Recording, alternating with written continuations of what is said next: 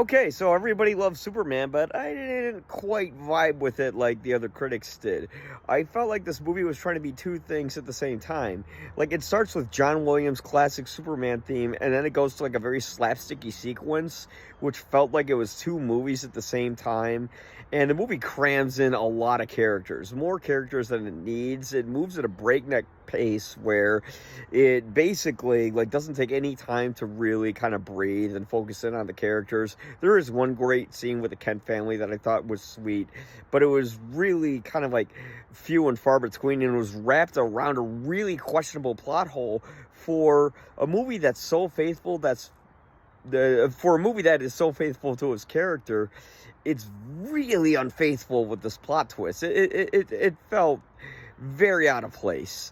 Anyways, another thing that felt out of place was David Cornswit's Superman. He came off more like a super bro than a Superman.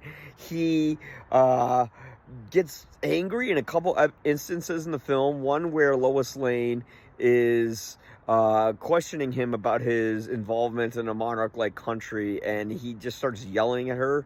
And then there's another sequence where he breaks into Lex Luthor's office and he's yelling at him about where his dog is. And he just felt too aggressive for Superman. And then, he's sweet and he stands for truth, justice, and the American way. The movie really wants you to like him. They even have like little kids frolicking towards him and hugging him.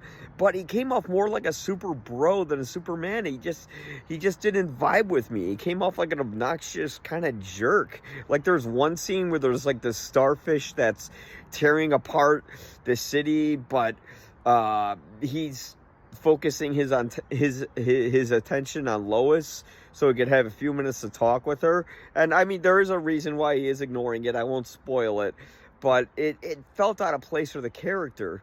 And Nicholas Holt's Lex Luthor was the most boring Lex Luthor I've seen. Like, even Kevin Spacey's Lex Luthor. Ugh, I hate saying that. But yeah, even Kevin Spacey's Lex Luthor had some more persona to him. Now, at least he's not annoying or he's channeling Jim Carrey like Jesse Eisenberg's Lex Luthor was. But still, it just felt weird. And then, yeah, the movie like barely like knows how to slow itself down. It just has questionable character moments.